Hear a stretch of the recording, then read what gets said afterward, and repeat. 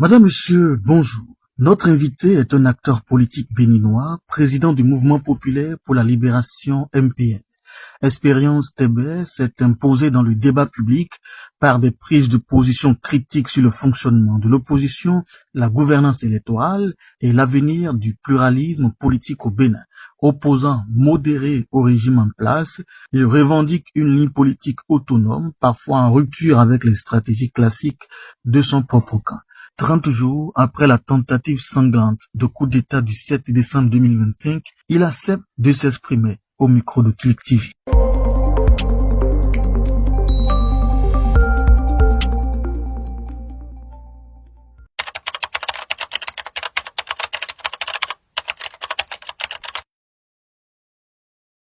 J'ai été réveillé ce 7 décembre-là très tôt le matin euh, par des appels et messages d'amis et qui me laissaient entendre que bon, des coups de feu étaient entendus au domicile de X, Y. Alors, dans un premier temps, c'était cela. Bon, moi je trouvais ça anodin, mais plus tard, les appels de militants, de certains camarades m'ont fait ramener à cette réalité que nous avons vécue les heures qui ont suivi. Alors, j'étais chez moi, donc je suis descendu sur ma terrasse et j'ai été rejoint par quelques responsables de notre parti qui s'inquiétaient. Alors, nous sommes restés ensemble et à analyser, à vivre d'heure en heure ou de minute en minute la situation qui a suivi et qui s'est emparée de tout le pays.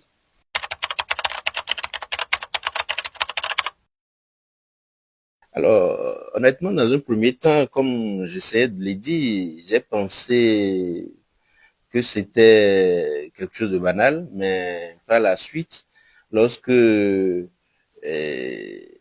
à l'instant où nous avons vu l'apparition à la télé, sur la chaîne nationale des militaires, vous savez que c'est quelque chose que nous avons vu dans d'autres pays, que nous n'avons jamais vu. Bon, nous, même acteurs politiques de cette génération récente, nous n'avons jamais vu. Nous sommes nés après 72.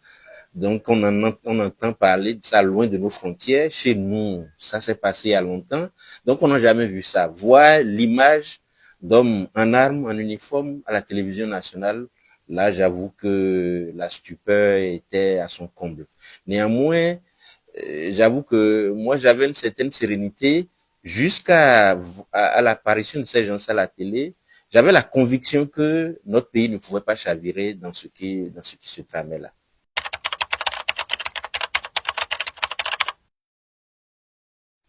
Bien sûr, et qu'on peut être opposant et ne pas être perçu comme adversaire de la République. Moi, je ne dirais pas combattu, je n'ai pas été d'accord avec le régime de la rupture. Je suis presque toute la décennie qui s'achève. Mais d'ailleurs, au contraire, je suis perçu comme un opposant modéré et parfois même proche du régime parce que si on n'est pas un intellectuel taré, si on a quelque chose dans la tête, si on défend une conviction, si on n'est pas d'accord avec une façon de gouverner, c'est que les critiques viennent avec des contre-propositions. À partir de ce moment, je ne vois pas pourquoi l'opposition, c'est un acte républicain avant tout. C'est pour améliorer la gouvernance en cours. C'est pour tant que le souci est le bien-être de nos concitoyens, je pense que nous sommes dans la droite ligne de ce que la République nous demande. Il se trouve simplement que de nos jours, on retrouve des gens qui évoluent dans la sphère politique, mais qui ne sont pas portés réellement par une conviction, une idéologie, mais c'est plutôt des gens qui atterrissent dans ce milieu avec un esprit qui n'est pas sain, avec des idées qui ne sont pas claires, avec l'intention, peut-être, des intentions qui ne sont pas claires. Alors, à ce niveau, ça peut déraper, allant à des invectives, allant à chercher à faire des soulèvements. Non. on peut animer la contradiction de façon sereine, de façon républicaine, et sans verser dans une certaine acrimonie, sans verser dans la violence verbale et même maintenant en venir à une violence physique. Je pense que on peut s'opposer à une gouvernance sans être perçu comme un ennemi de la République.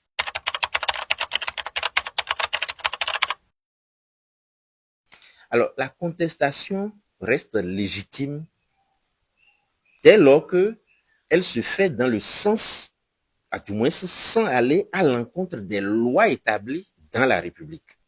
Si aujourd'hui nous ne sommes pas d'accord avec une loi, il ne nous pour lutter, on a envie de revenir par exemple sur une loi. Nous avons par exemple longtemps critiqué, certains ont critiqué la loi sur l'embauche. Si nous avons envie de revenir là-dessus, nous n'avons qu'à nous organiser, à nous battre et faire renverser, nous faire entendre au niveau de l'Assemblée nationale où les lois sont votées pour qu'on revienne là-dessus.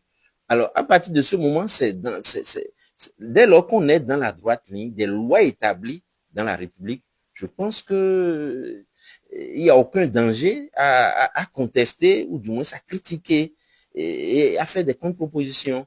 Mais dès lors que on verse dans des frustrations profondes, hein, lorsqu'on n'est pas entendu, lorsqu'on se retrouve par exemple en minorité, comme ça a été le cas pour l'opposition pendant longtemps, la dernière législature, et que au lieu de travailler à renverser la tendance, on s'enferme dans des murs de contestation sans pouvoir inverser les rapports de force. À partir de ce moment, on va verser dans des frustrations inutiles sans obtenir solution.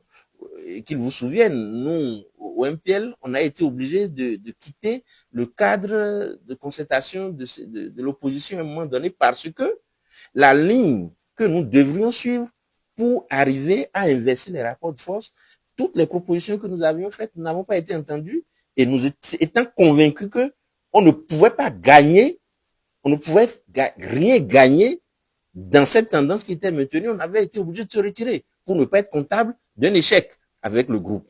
Voyez-vous, donc je pense que on peut bel et bien s'opposer à une gouvernance sans verser, sans escalader les murs ou du moins les limites et qui pourront devenir dangereux pour le vivre ensemble, pour l'État.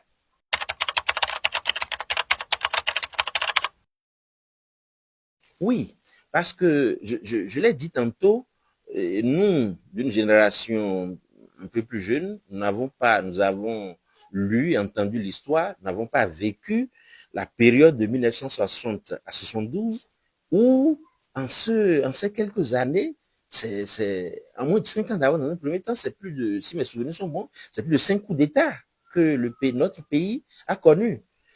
Lorsque, personnellement, pour ma culture, mon parcours, je vitupère la prise de pouvoir par les armes. Je trouve que même si la démocratie n'est pas elle n'est pas parfaitement vécue dans nos pays africains, je pense que c'est comme le dirait l'autre, c'est le meilleur des systèmes à l'exception de tous les autres. Aucun autre système politique, de gouvernance politique, ne peut venir et être plus accepté, plus partagé que cette démocratie-là, quels que soient les griefs que nous pouvons faire à ce système-là, ici et là. Et nous voyons autour de nous, par exemple, les pays où le pouvoir est venu, ou qui ont connu des coups d'État. Je peux citer, quand je prends par exemple le Burkina Faso, après Roch Kaboré, voyez-vous combien de tentatives? D'abord, il y a eu un autre coup d'État, moins d'un an après, qui a renversé encore Damiba. Et après, Ibrahim Traoré, qui est là, a déjà dénoncé plus de 5 putschs. Imaginez que chaque fois, ça le marchait. Ça veut dire qu'en un laps de temps, en quelques mois, il faut changer de régime de gouvernance. Donc, c'est une cacophonie inacceptable. Il ne faut jamais tolérer le renversement de l'ordre constitutionnel par les armes. dans aucun pays. Et ça, je pense que c'est d'une époque révolue. Quel que soit nos griefs contre un régime, nous devons pouvoir trouver une manière pour les régler, quelle que soit la situation. Nous devons pouvoir trouver une forme de règlement pacifique dans un dialogue fécond entre les acteurs. Nous devons pouvoir trouver des moyens pour régler nos différends.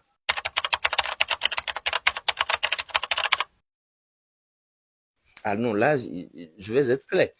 Je n'ai pas vu effectivement cette condamnation unanime. Et au contraire, il m'a semblé qu'il y a même des partis politiques de l'opposition qui ne se sont pas prononcés. Et ça, je trouve ça grave. Parce que dans tout ce que nous reprochons, nous avons reproché, j'allais dire, à la gouvernance qui est en train de terminer, si ça finit par un renversement de l'ordre constitutionnel, je pense que nous allons tomber dans des situations pires que ce que nous avons vécu. Si nos populations se plaignent déjà de misère, de pauvreté par-ci, par-là, si les jeunes se plaignent d'emploi, pensez-vous que c'est un régime militaire qui va venir régler de façon... Ça s'est dépassé. Nulle part au monde, on ne peut conduire nos économies avec des hommes en âme. Ça n'existe nulle part. Ce n'est pas prometteur, c'est impossible. Et c'est les plus jeunes, je vais dire, ou du moins, je m'excuse d'utiliser le terme, c'est peut-être des gens des ignorants qui pensent que ça pourrait être une solution. Je pense que pour tous les hommes réfléchis, pour les intellectuels et tous les hommes réfléchis, je ne veux pas dire les intellectuels seulement, on doit être amené à nous entendre que ça, c'est la forme la plus grave pour régler les conflits politiques. Que déboucher, vous voyez, l'histoire plus récente autour de nous, nous avons vécu en ce début d'année au Venezuela ce qui s'est passé. On ne peut pas, par la force militaire, régler les problèmes politiques de façon durable et de façon à pouvoir garantir un avenir meilleur à nos populations. C'est un leurre et dit-on que les changements les plus souhaités ont leur mélancolie, mais procéder à un changement, à un règlement d'un conflit politique par la force, par les armes, je pense que c'est tous les tests internationaux condamnent ça et ce n'est pas, nous devons vraiment regretter que le Bénin est tenté que sur la terre du Bénin, que nous ayons vu une journée, cette tentative-là, c'est très regrettable. Et je me pose la question de comment est-ce que nous allons pouvoir effacer de la mémoire collective ce qui s'est passé. Il faut absolument que nous travaillions, tous les acteurs politiques, tous les Béninois travaillent à ce que ces heures sombres que nous avons vécues le 7 décembre puissent être effacées de la mémoire collective. Ça, c'est important.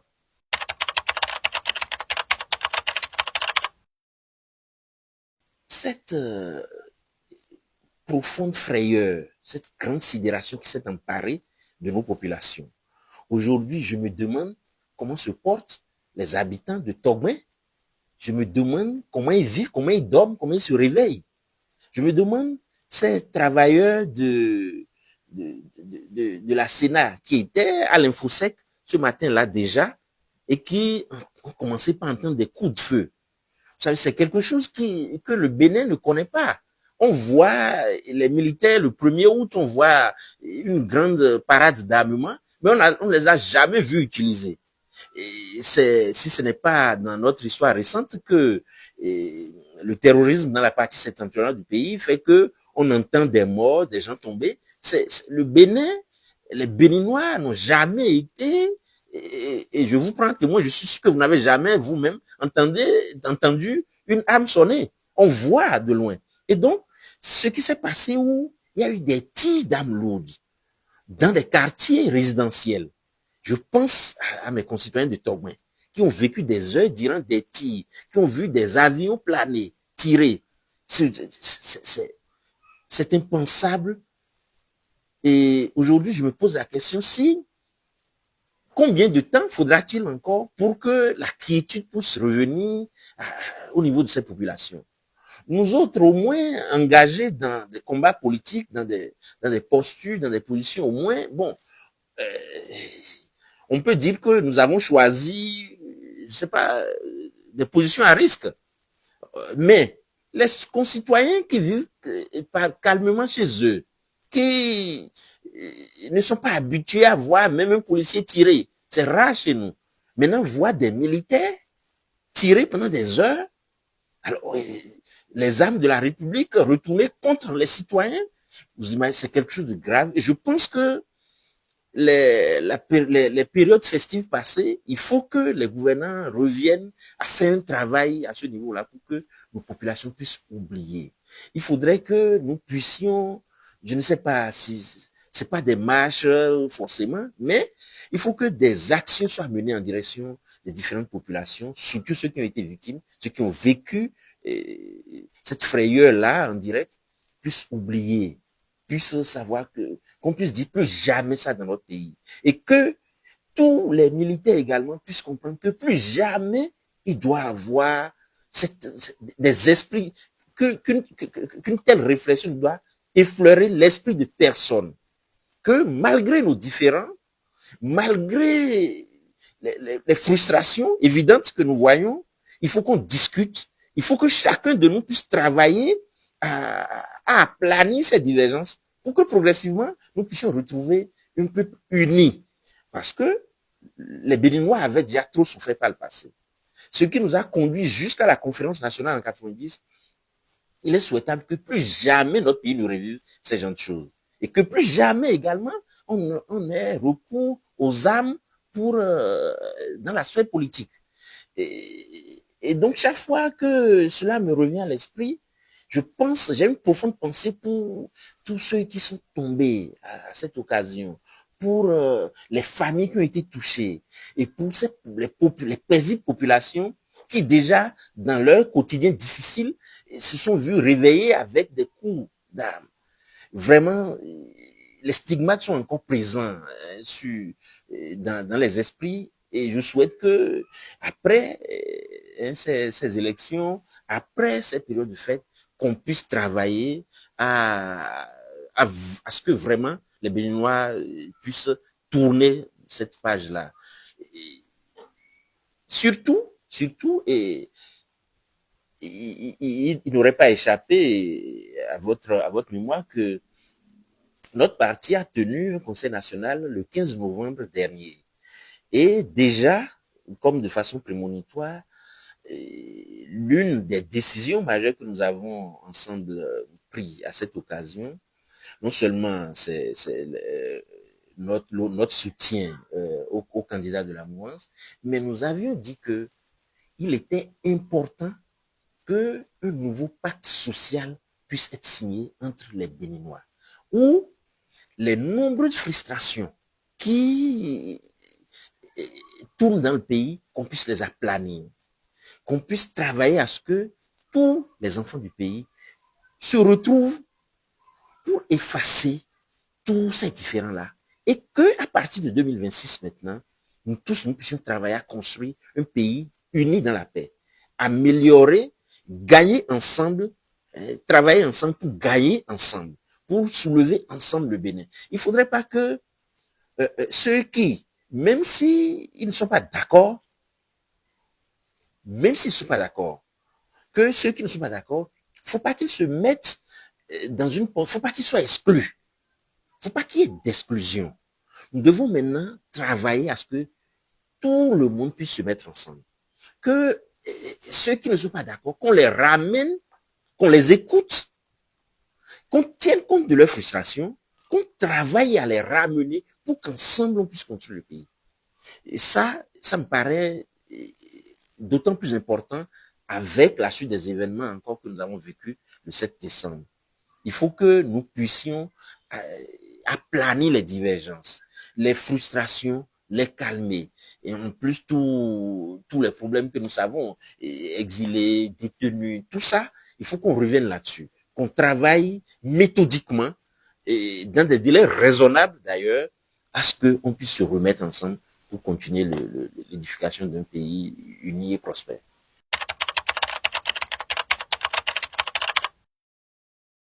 Bien sûr qu'on peut, tout se situe au niveau du dialogue. Et puis, notre pays a vécu tellement de choses que, en tirant leçon de toutes les différentes périodes, des différentes séquences politiques que notre pays a vécues, je pense que on peut retravailler à ramener la confiance entre les acteurs et à ramener le jeu politique à sa plus simple expression qui, selon moi, est de travailler au bien-être et à l'intérêt général. Aujourd'hui, ceux qui se plaignent, par exemple, de la gouvernance, que disent-ils? Ils veulent qu'il y ait plus d'emplois, ils veulent que les fonctionnaires soient mieux traités, ils veulent que les jeunes trouvent du boulot, on veut tout doit concourir du moins au bien-être des concitoyens. Et dès lors que si nous entendons sur ce postulat, je pense que on peut, tout le reste, les clivages et autres, on peut les aplanir et rester ensemble et construire. Construire un pays de paix, un pays qui progresse.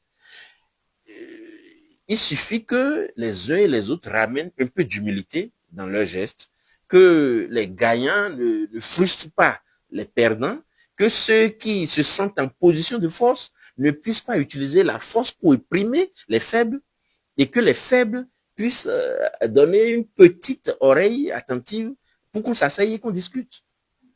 C'est faisable de mon point de vue.